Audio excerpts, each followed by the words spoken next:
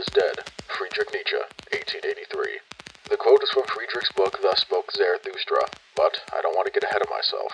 Nietzsche, as a philosopher, is one of the more controversial types, not least of all for the quote stated moments ago. But I digress. To understand how one thinks, we must first go into one's past and find the environment they grew up in. For Friedrich, his early life was not too uncommon. He was born in the town of Saxony, 1844, located in modern-day Germany. His father, Karl Nietzsche, was the town's Lutheran pastor until he unfortunately died of a brain disease after a year of suffering. Not only that, but Nietzsche's brother died as well. He was only 2 years old.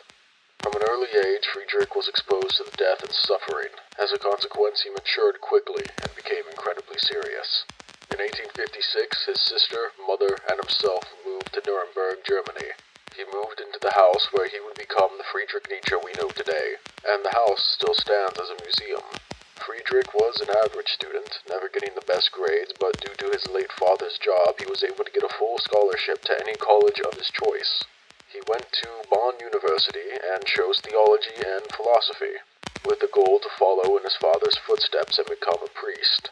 However, after less than 2 semesters, he quickly found that his personal beliefs were in conflict with his teachers, and often fought and argued with his professors. He then moved to the University of Leipzig, if that's how you pronounce it, to study philology, the study of ancient languages, such as Latin. Friedrich excelled as a student, so much so that he was hired as a professor despite only being in his mid-20s. He was, and still is, the youngest professor to be hired. Though, sadly, it only took him a few years to leave. It was a combination of feeling choked and restricted, along with many ailments that led to his departure. From there, all he had was a small pension he got from working at the university, though his time was short.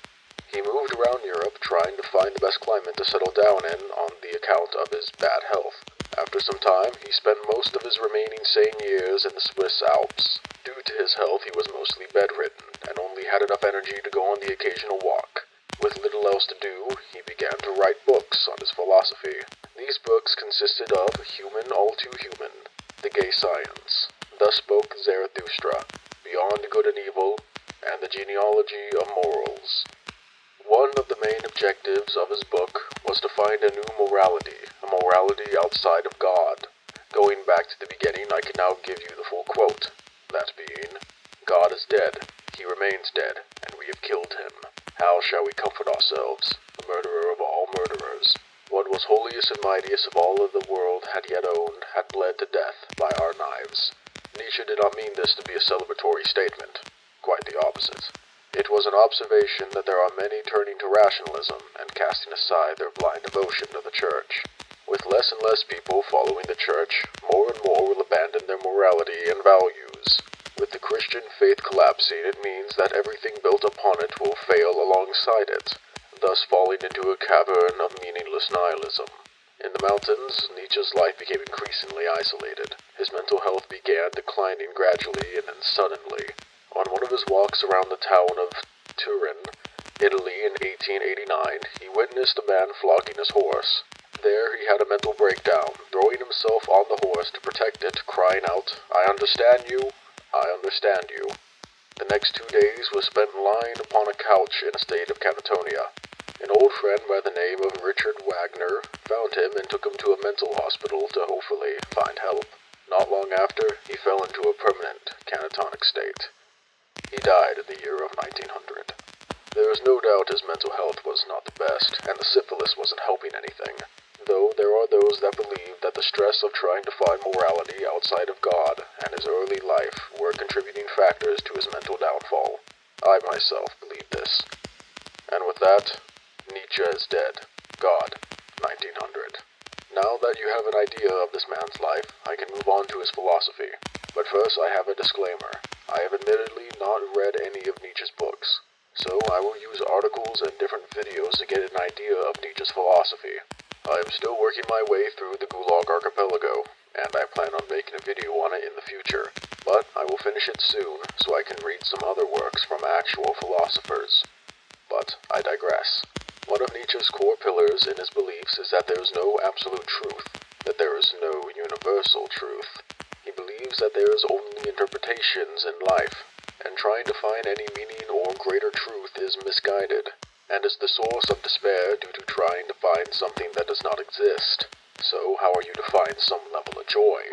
In the here and now. If you only focus on what comes in the next life, you will miss out on everything to do in this life. Nietzsche wanted to focus on the arts, music, painting, or theater if you're into that. These are to be done in the attempt to fill the hole that God left behind. We have this German word here that I'm not even going to try to pronounce, but in English translates to self-overcoming. To self-overcome, you must have a life goal. Whatever that goal may be, you need only strive towards it for the sake of growth. To obtain your goal, you will likely suffer, but that suffering itself can be bearable if it is towards something that you deem worthy of it. This self-overcoming will lead you into a new ideal self, an ideal self that Nietzsche coined the uEmf. The uEmf, or in English the overman, was a concept introduced in Nietzsche's book Thus Spoke Zarathustra. The overman is a strong-willed, defiant individual who focuses on himself, more than willing to cut against the grain and forge his own path, no matter what others say. This was to be the new ideal man. Before, Christianity held meekness, humility, and servitude as the ideals. But with the old ways falling out of favor, the overman would be the new replacement. Now the ideal will be he who seeks out what he desires with vigor and aggression. Though unfortunately the no-no Germans took the overman and made it part of their ideology, twisting it to fit their worldview, justifying their atrocities by saying that they are overmen, and that they are better than every other race. But I digress. I gave a small sample of what Nietzsche's philosophy looks like, and I would like you to look into everything yourself so you can have some better context. I can only cover so much here in a reasonable time frame, but it is time for the critique. When it comes to the idea that there is no absolute truth, I disagree for the most part. What I mean by that is that there are so many absolute truths in the world, such as death and taxes. I'll be a little serious. You have a mother and a father. In order for you to exist, they had to do what they did. Math itself is an absolute truth. 2 + 2 = 4, even if stupid people say otherwise. The universe itself has an absolute true way of functioning. Even if we don't know how it works, we know it works because we exist. There's just so much absolute truth. Unless I'm interpreting this wrong, which I very well could be, but I do not believe so. I believe Nietzsche did not know everything with 100% accuracy, so in order not to be wrong, he told himself that there was no absolute truth. Or again, if I'm wrong, please let me know. For Nietzsche, the ideal man was the uEmf, as stated before. I very much do not support this ideal. I would like you to imagine a world where all men acted only to enrich themselves and strive towards power. Everyone would act like stereotypical money-hungry capitalists. For me, my ideal man and ideal greater society is built on humility. You can ask me what my ideal life would look like, and I will answer, a smallish house out in the country with 5 to 10 acres to my name, with a wife and a couple kids. I don't want or need a massive house. I don't need loads of money. I just want to be left alone and to do as I will on my own property. And I do truly believe that society would be much better off if everyone had a similar mentality. But that is itself an ideal. I do not believe that ideals can ever be fully realized. Finally, something I can somewhat agree on. Of course, that would be focusing on the here and now. I will not hide that I myself mostly live in the present, therefore I mostly live for the now. However, Nietzsche took it rather far. He wanted to live dangerously, living only for the thrill. I do not. You should plan for the future, just not live in it. Your plans will likely not pan out, and that's okay.